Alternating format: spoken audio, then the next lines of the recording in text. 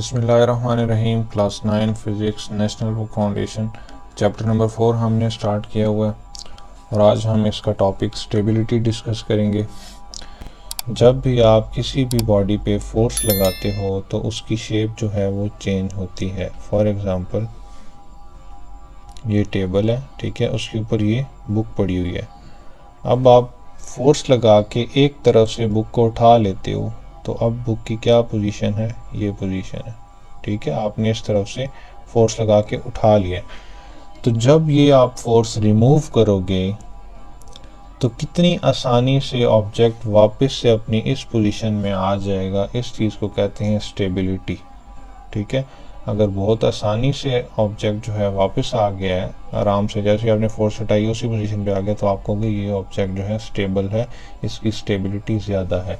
इस डेफिनेशन में यही आपको बताया गया कि बॉडी की वो एबिलिटी कि जब आप फोर्स हटाओ तो बॉडी जो है वो अपनी स्टेबल पोजीशन में वापस आ जाए। इस चीज़ को कहते हैं स्टेबिलिटी। स्टेबल ऑब्जेक्ट्स को टॉपल करना यानी कि वो अनबैलेंस होकर गिर जाएं, ठीक है। टॉपल का ये मतलब होता है। तो स्टेबल ऑब्जेक्ट्स को टॉपल करना, गिराना बहुत मुश्किल है, लेकिन अनस्टेबल ऑब्जेक्ट्स जो हैं वो आसानी से अनबैलेंस होके गिर जाते हैं। जैसे कि ये एक टेबल की सरफेस है, ठीक है, और ये एक पेंसिल है। आपने यहाँ से फोर्स लगा के पेंसिल को पकड़ा हुआ है, जैसे ही आप छोड़ते हो तो ये पेंसिल जो है इस तरफ या उस तरफ गिर जाएगी। तो ये जो है इसको कहते हैं टॉपल होना, अनबैलेंस होके गिर जाना। इसके बाद आपको कुछ टाइप्स दी हुई हैं इक्विलिब्रियम की। सबसे पहले स्टेबल इक्विलिब्रियम है, इसको डिस्कस कर लेते हैं कि ये क्या होता है।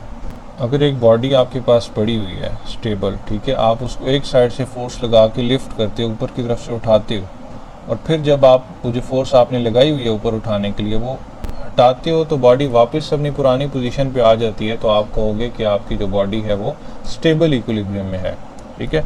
फॉर एग्जांपल ये आपके पास एक टेबल है, उसके ऊपर ये बुक पड़ी हुई है, ठीक है। आपने क्या किया है, बुक को यहाँ से कोने से पकड़ के ऊपर की तरफ उठा लिया इस तरह से, ठीक है। अब जब आप ये जो फोर्स आपने यहाँ पे लगाई है ये हटाओगे तो वापस से बुक जो है वो इस पोजीशन पे आ जाएगी, ठीक है। तो आप कहोगे कि ये बुक जो है ये स्टेबल इक्विलिब्रियम में मौजूद है। सबसे पहले इसका जो for example centre of gravity या सेंटर ऑफ मास है वो यहाँ पे मौजूद है। जब आप लिफ्ट करते हो तो ये भी ऊपर की तरफ चला जाता है, और जब आप वापस से छोड़ते हो तो वापस से ये अपनी पोजीशन पे नीचे आ जाता है, सेंटर ऑफ मास और सेंटर ऑफ ग्रेविटी, ठीक है। दोनों एक ही पॉइंट है जब आप छोटे ऑब्जेक्ट्स को स्टडी कर रहे होते हैं, मैंने पहले आपको बताया था। तो किसी भी ऑब्जेक्ट का सेंटर ऑफ मास या सेंटर ऑफ ग्रेविटी जितना नीचे की तरफ रहेगा, सरफेस के करीब रहेगा, उतनी बॉडी जो है वो स्टेबल होगी। जितना वो ऊपर की तरफ होगा, हाइट पे होगा सेंटर ऑफ मास या सेंटर ऑफ ग्रेविटी, उतनी वो बॉडी जो है वो अनस्टेबल होगी। उसके बाद है अनस्टेबल इक्विलिब्रियम।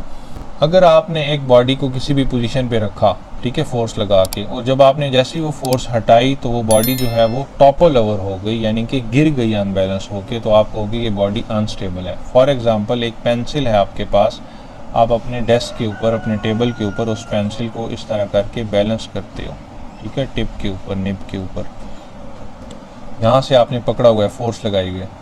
तो जैसे ही आप इस फोर्स को हटाओगे तो ये पेंसिल यहाँ पे बैलेंस नहीं रह सकती, ये इस तरफ या इस तरफ गिर जाएगी, टॉपल ओवर हो जाएगी, अनबैलेंस होके। टॉपल ओवर का मतलब ये है, ठीक है। तो ऐसा क्यों है, क्योंकि इसका जो सेंटर ऑफ मास या सेंटर ऑफ ग्रेविटी है वो इस हाइट पे मौजूद है इस वक्त, ठीक है। तो जितनी हाइट पे किसी भी ऑब्जेक्ट का सेंटर ऑफ मास या सेंटर ऑफ ग्रेविटी होता है वो उतनी अनस्टेबल होती है। इसमें कुछ फैक्टर्स और भी होते हैं, जैसे कि आपकी जो ऑब्जेक्ट है उसका जो कांटेक्ट है सरफेस से, उस कांटेक्ट का एरिया कितना है, ठीक है। जैसे आपने देखा होगा लैंप्स वगैरह होते हैं आपके पास, ये जो स्टडी लैंप्स होते हैं, इनकी जो बेस होती है वो ज़रा ज़्यादा एरिया वाली बनाई जाती है, ऐसे गोल सी बनाई जाती है, और ऊपर ऐसे करके लैंप होता है, ठीक है। तो जितना ये एरिया ज़्यादा होगा उतनी ज़्यादा स्टेबिलिटी भी होगी। एक पॉइंट ये भी है, ठीक है, वो हम नेक्स्ट लेक्चर में इंशाल्लाह पढ़ेंगे कि किन किन फैक्टर से स्टेबिलिटी को इंक्रीज़ किया जा सकता है, ठीक है। तो इसमें भी मैंने आपको बता दिया जो गेम है वो किसके, सेंटर ऑफ मास या सेंटर ऑफ ग्रेविटी के है। जितना वो हाइट पे होगा उतनी बॉडी अनस्टेबल होगी। यहाँ पे यही सारी पेंसिल वगैरह की एग्जांपल आपको बताई गई है जो मैंने आपको समझा दी है। इसको आप खुद से रीडिंग करें। अगर कोई कंफ्यूजन हो, कोई बात समझ नहीं आती तो आप कमेंट्स में पूछ सकते हैं, ठीक है। इसके बाद नेक्स्ट जो है वो न्यूट्रल इक्विलिब्रियम है। न्यूट्रल इक्विलिब्रियम में ऐसा होता है कि बॉडी जो है वो टॉपल ओवर नहीं होती, गिरती कहीं से नहीं है, एक स्ट्रेट सरफेस है, ठीक है। उसके ऊपर एक एग पड़ा हुआ है यहाँ पे ऐसे करके, आपने उस एग को डिस्टर्ब किया है तो वो किसी और जगह पे जाके स्टेबल हो जाएगा या इधर आके स्टेबल हो जाएगा सरफेस पे, अगर सरफेस सीधी है तो, ठीक है। तो इसको कहेंगे न्यूट्रल इक्विलिब्रियम, जिसके अंदर ऑब्जेक्ट जो है वो अनबैलेंस होके गिरता नहीं है बल्कि किसी और जगह पे जाके अपना स्टेबल हो जाता है। यही सारी जो हैं इनके लिए आपके पास यहाँ पे अब डायग्राम्स भी बनी हुई हैं। ये जो डायग्राम है फर्स्ट वाली, ये सारी है स्टेबल ऑब्जेक्ट्स के लिए, ठीक है। ये देखें यहाँ पे सेंटर ऑफ मास या सेंटर ऑफ ग्रेविटी है इस ऑब्जेक्ट का जब ये स्टेबल है। जब आपने डिस्टर्ब किया है तो सेंटर ऑफ मास या सेंटर ऑफ ग्रेविटी जो है वो थोड़ा सा राइज हुआ है, और जब आप वापस से छोड़ोगे तो ऑब्जेक्ट जो है इस पोजीशन में वापस आ जाएगा। और इसके बाद ये आपके पास बाउल का केस है। एक बाउल लिया आपने सिंपल, उसके अंदर बॉल को रख दिया है, ठीक है। अब जब आप बाउल को यहाँ से फोर्स लगाओगे, लिफ्ट करोगे, तो बॉल जो है वो इस पोजीशन पे आ जाएगी, ठीक है। ये सेंटर में बिल्कुल इसका सेंटर ऑफ मास या सेंटर ऑफ ग्रेविटी एक्ट हो रहा है बॉल का, ठीक है। और ये जो रेड डॉट है, यहाँ से जब आप मतलब लिफ्ट करोगे तो बॉल जो है इस पोजीशन पे आएगी, तो यहाँ से बॉल जो है कॉन्टैक्ट हुई होगी बाउल के साथ, यानी कि यहाँ से टच हो रही होगी बाउल की सरफेस के साथ बॉल, और वेट उसका डाउनवर्ड एक्ट हो रहा होगा। तो जब फोर्स हटाओगे तो वापस से बॉल अपनी इस पोजीशन में आ जाएगी, ये यहाँ पे, तो आप कहोगे ये स्टेबल इक्विलिब्रियम है, यानी कि बॉल डिस्टर्ब करने के बाद जब आपने फोर्स हटाई तो वापस से अपनी पुरानी प्रीवियस पोजीशन पे आ गई, ठीक है। उसके बाद ये सेकंड वाला है जो हमारे पास था अनस्टेबल इक्विलिब्रियम। उसी कोन को आपने उल्टा कर दिया, तो अब सेंटर ऑफ मास या सेंटर ऑफ ग्रेविटी जो है वो थोड़ा हाइट पे है, ठीक है, हाइट पे है। जब आपने इस कोन को थोड़ा सा भी डिस्टर्ब किया तो वो टॉपल ओवर हो जाएगी, इसी पोजीशन में नहीं रहेगी, क्योंकि इसका सरफेस एरिया एक तो बहुत कम है, दूसरा इसका जो सेंटर ऑफ मास या सेंटर ऑफ ग्रेविटी है वो हाइट पे है, तो वो नीचे की तरफ गिर जाएगी, इस तरह ये गिर रही है, ठीक है। उसके बाद सेम बाउल का केस है। अब आपने क्या किया है, बाउल के अंदर के बजाय बाउल के ऊपर बॉल को प्लेस कर दिया, ठीक है। तो बाउल अगर बिल्कुल गोल है तो हल्की सी डिस्टर्बेंस करने की वजह से वो इस तरह से आगे की तरफ बॉल जो है गिर जाएगी।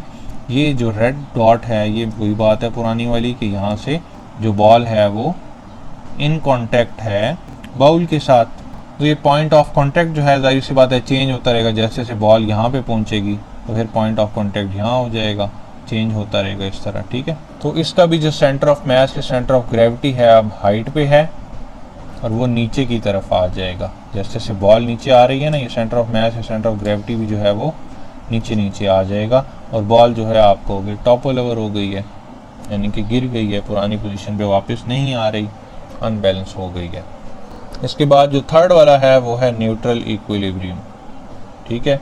न्यूट्रल इक्विलिब्रियम में आपने कोन को इस तरह हॉरिजॉन्टल रख लिया, हॉरिजॉन्टल रख के अब आप यहाँ से इसको रोल करते रहो तो ये आगे किसी पोजीशन पे जाके स्टेबल हो जाएगी, पुरानी पोजीशन पे तो नहीं वापस आई लेकिन आगे जाके कोई गिरी नहीं है, उलट के अनबैलेंस होके नहीं गिरी, टॉपल ओवर नहीं हुई, तो इसलिए ये न्यूट्रल इक्विलिब्रियम है। इसी तरह मैंने आपको पहले भी एग्जांपल दे दी थी कि अगर आपके पास एक स्ट्रेट सरफेस है उसके ऊपर आप बॉल रख लेते हो और फिर बॉल को रोल करते हो या वैसे किसी भी तरह डिस्टर्ब करते हो तो बॉल गिरती तो नहीं है, जाहिर सी बात है स्ट्रेट सरफेस है, बल्कि किसी और जगह पे जाके वो स्टेबल हो जाती है, अपनी नई पोजीशन पे आ जाती है।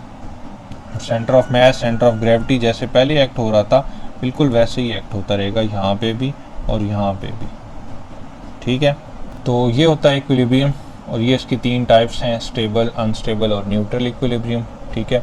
नेक्स्ट लेक्चर में हम इंशाल्लाह ये पढ़ेंगे कि किस तरह से कुछ फैक्टर्स जो हैं वो स्टेबिलिटी को अफेक्ट करते हैं। तो चैनल को सब्सक्राइब कर लें ताकि वो वीडियो भी आप तक आसानी से पहुंच जाए। नेक्स्ट वीडियो में मिलते हैं, तब तक के लिए अल्लाह हाफ़िज़।